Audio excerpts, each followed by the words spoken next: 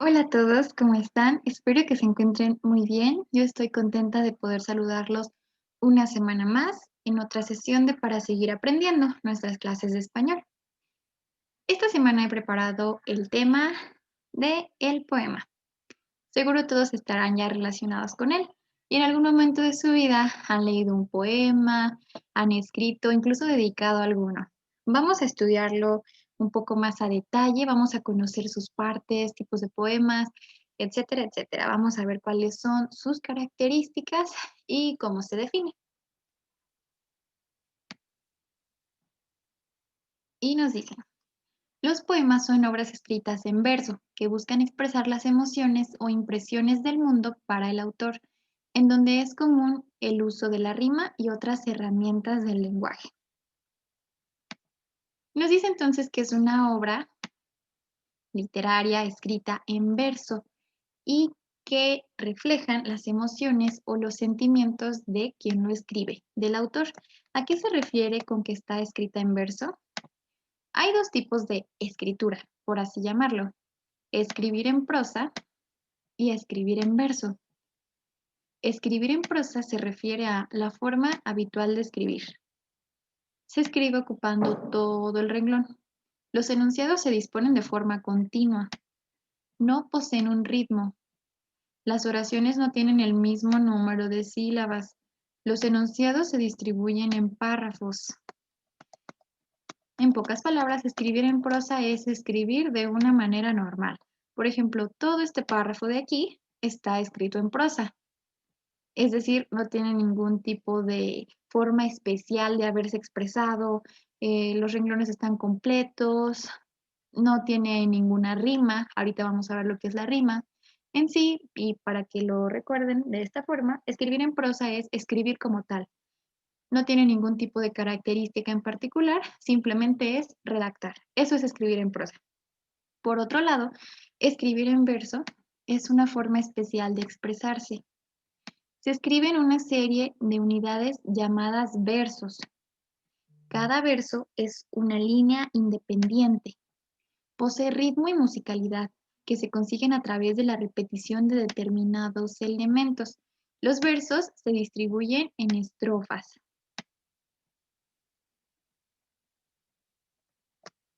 Por lo tanto, un poema está escrito en verso. Ahorita vamos a ver con más claridad lo que es un verso.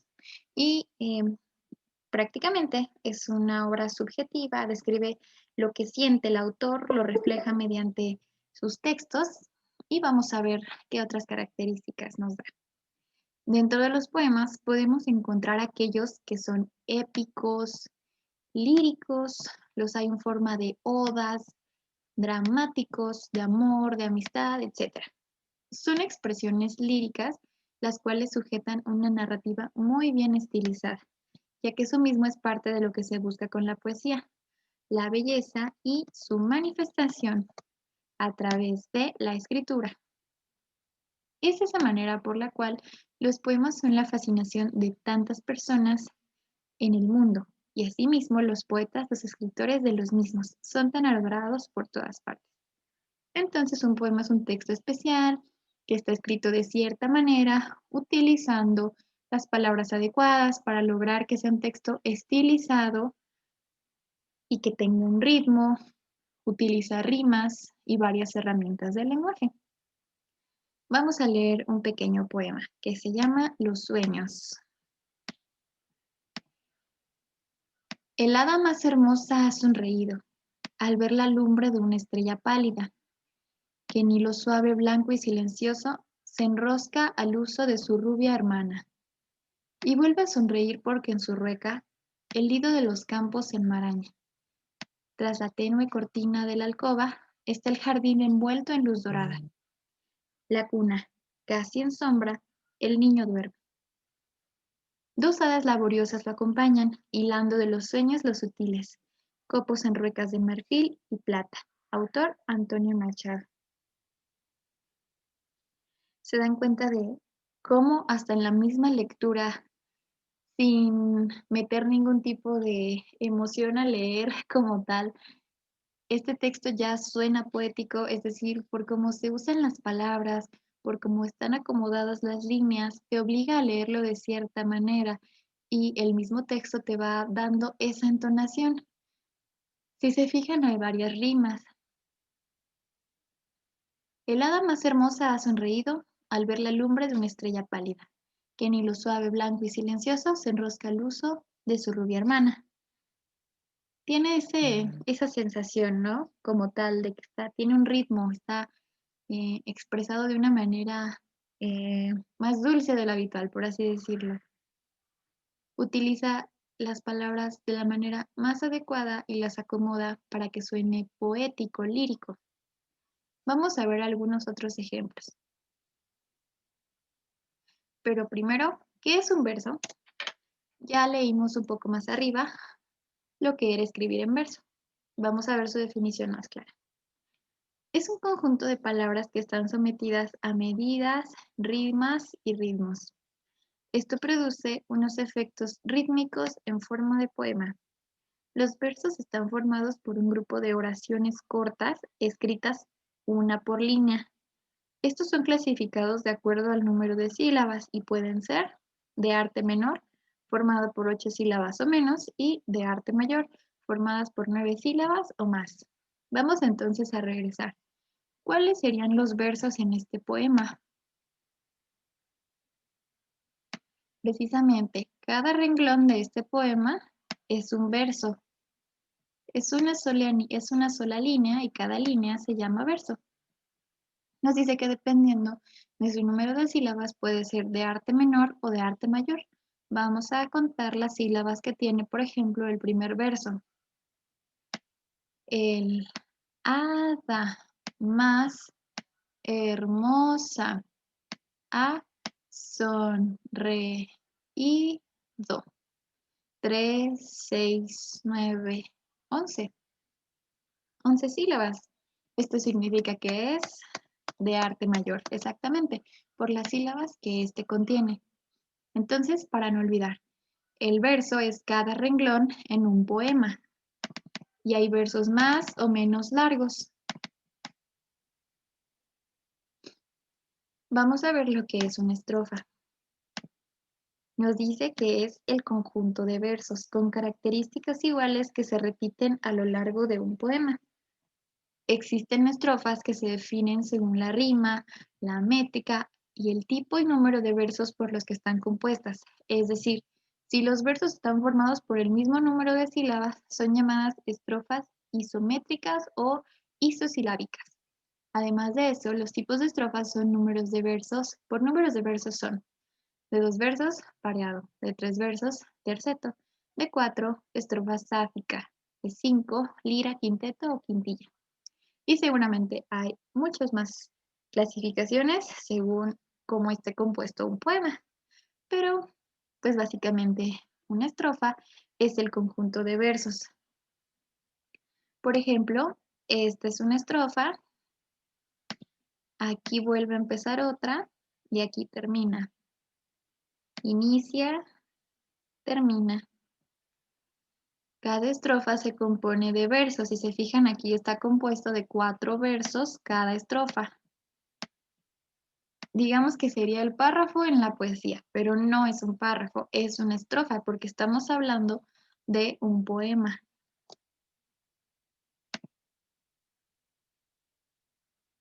Nos dice también que si tiene el mismo número de sílabas se llaman isométricas o isosilábicas. Por ejemplo, si aquí todos nuestros versos hubieran tenido 11 sílabas, esto hubiera sido una estrofa isosilábica por contener el mismo número de sílabas en cada verso. Otro elemento del poema es el ritmo, que representa la musicalidad del verso. ¿A qué se refiere? Bueno, cuando un verso es simple, es acentuado en la penúltima sílaba y los compuestos también están acentuados en las penúltimas sílabas, pero de cada hemistiquio.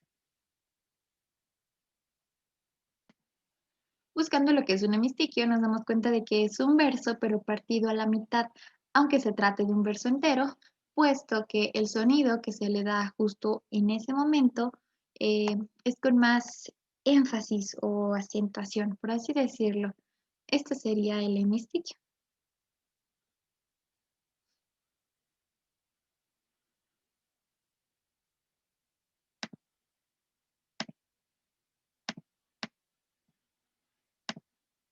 Este tipo de acento es llamado estrófico. La importancia del acento en el ritmo es que el autor se sirve de él para hacer que la palabra sobresalga y de esta manera llame la atención del lector. Vamos a ver otro ejemplo. Por ejemplo, ¿quién salvará a este chiquillo menor que un grano de avena? ¿De dónde saldrá el martillo verdugo de esta cadena? Se siente ese ritmo precisamente, ¿no? La musicalidad, el ritmo, como si fuera una canción, pero se trata de un poema. Vamos a ver qué características tienen. Las líneas no ocupan todo el renglón. En cada verso percibimos el mismo número de sílabas. Eso también es muy importante. Por eso es importante el número de sílabas, porque también son parte del ritmo.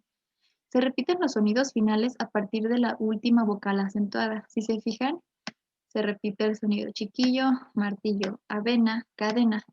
Y eso nos lleva a nuestro siguiente elemento, que es la rima.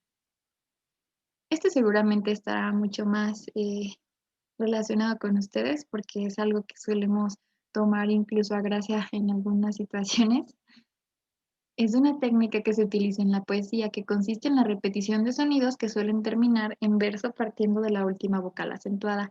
Existen dos tipos de rimas. La consonante, que ocurre cuando luego de la última vocal acentuada, todo sonido se repite exactamente, tanto vocales como consonantes. Y la rima asonante. En este caso se repiten solamente los sonidos de las vocales y no de las consonantes. Vamos a ver otro ejemplo. Rima consonante, cuando todas las letras de la última sílaba coinciden, es decir, toda la última sílaba es igual a la otra, a la siguiente. Cada 5 de enero, cada enero ponía mi calzado cabrero a la ventana fría. Enero, cabrero, ponía fría. Es exactamente la misma sílaba y suena exactamente igual. Pero por otro lado tenemos la rima asonante, que es cuando la rima también se produce en la última sílaba, pero solo riman las vocales, es decir, aquí no se usan las consonantes. El establo se vio vivo y alargaron hasta el niño como un bosque sacudido. Se dan cuenta cómo también rima, pero no necesariamente las palabras terminan justo y exactamente en la misma sílaba. Sin embargo, la rima está. Vivo, niño, sacudido. Riman porque son las mismas vocales, aunque no se repite la sílaba tal cual, como en el caso de la rima consonante.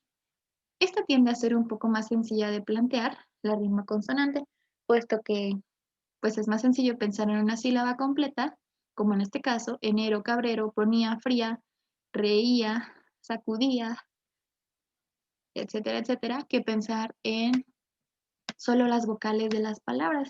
Quizás es un poco más difícil encontrarlas. Claro, con la práctica se vuelve algo muy simple, pero si se va empezando a redactar un poema, pues es más fácil que lleguen a la mente las rimas consonantes. Por último, tenemos la sinalefa, que es la unión de dos sílabas de un mismo verso cuando una palabra acaba en vocal y la siguiente empieza en vocal. Son de abril las aguas mil, sopla el viento achubascado, y entre nublado y nublado hay trozos de cielo añil. En este caso ya están separadas y se va notando esa unión. Por ejemplo, esto nos diría, por ejemplo, la primera línea. Son de abril las aguas mil. Pero aquí nos dice que se juntan, se unen y eso es la sinalefa.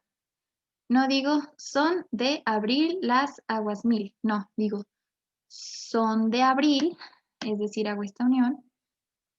Son de abril las aguas mil. Eso es la sinalefa. Como pronunciar de corrido ciertas palabras, separar las sílabas de forma diferente, unirlas de manera diferente. Esa es la manera correcta. Cuando en el interior de un verso una palabra termina en vocal y la siguiente empieza por vocal o H, se unen formando una sola sílaba. Aquí tenemos otros ejemplos para que quede un poco más claro. Ya no sé, mi dulce amiga, mi dulce amiga. ¿Escuchan como esa manera de decirlo completo? Mi dulce amiga, mi dulce amiga. Ya no sé, mi dulce amiga, Mi amante, mi dulce amante. Mi amante, mi dulce amante. No hago como esa separación tal cual como sería la palabra. Ya no sé mi dulce amiga, mi amante, mi dulce amante. No, lo leo de corrido, porque así es un poema.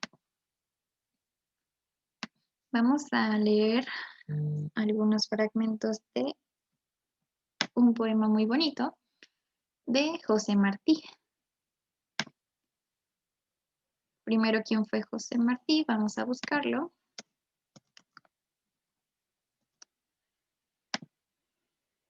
Como dato, es un escritor cubano muy popular y La Niña de Guatemala es un poema que pues, es de los más representativos de este autor.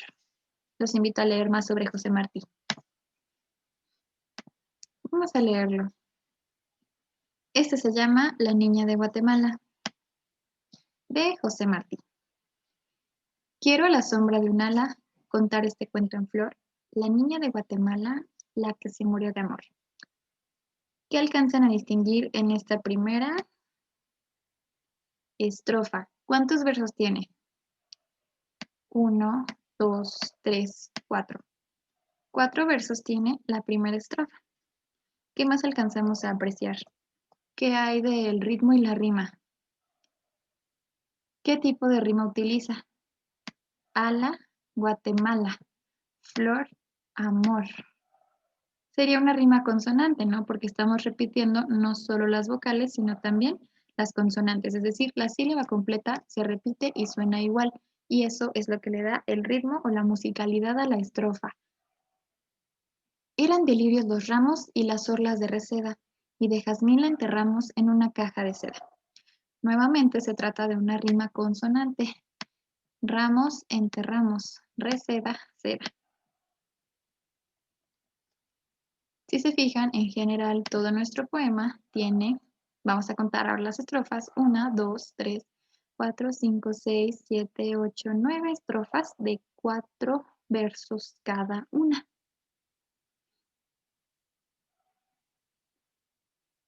Y utiliza el mismo tipo de rima en toda su extensión. Una rima consonante. Candente, frente, despedida, vida. Río, frío, doctor, amor. Helada, afilada, bancos blancos. Oscurecer, ver, enterrador, amor. Los invito a terminar de leer completo este bonito poema. Si no, vamos a leerlo completo juntos. Quiero la sombra de un ala contar este cuento en flor. La niña de Guatemala, la que se murió de amor. Eran delirios los ramos y las orlas de reseda, y de jazmín la enterramos en una caja de seda. Ella dio al desmemoriado una almohadilla de olor. Él volvió casado. Ella se murió de amor. Iban cargándole en andas, obispos y embajadores. Detrás iba el pueblo en tandas, todo cargado de flores. Ella, por volverlo a ver, salió a verlo al mirador. Él volvió con su mujer. Ella se murió de amor. Como de bronce candente, al beso de despedida, era su frente, la frente que más he amado en mi vida. Se entró de tarde en el río, la sacó muerta el doctor. Dicen que murió de frío, yo sé que murió de amor. Allí en la bóveda helada la pusieron en 2 bancos. Besé su mano afilada, besé sus zapatos blancos. Callado al oscurecer, me llamó el enterrador. Nunca más he vuelto a ver a la que murió de amor. Es una triste historia, ¿no? Pero si se fijan cómo suena un poema, cómo es muy diferente a un texto cualquiera, cómo el estar escrito en verso, el utilizar estos recursos, hace que suene bien, que suene con ese ritmo, con esa musicalidad y que haga que el autor exprese en varios versos y estrofas sus sentimientos o su visión del mundo. Y bueno, eso sería todo por la sesión de hoy. Espero haya sido de su agrado, que les haya ayudado a recordar lo que es un poema, que hayan aprendido nuevas características y pues que sigan indagando, ¿no?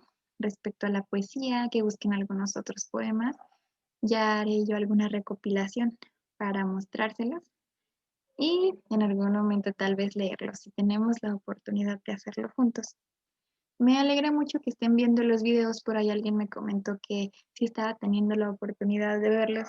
Digo, a pesar de que yo sé que son tiempos muy difíciles para todos, me alegra mucho que estos videos les estén siendo útiles para aprender, para distraerse. Y ese es el objetivo realmente, ¿no? Que no dejen de estudiar y no pierdan esa constancia que llevaban. Agradezco mucho su atención y deseo tengan una bonita semana. Hasta luego.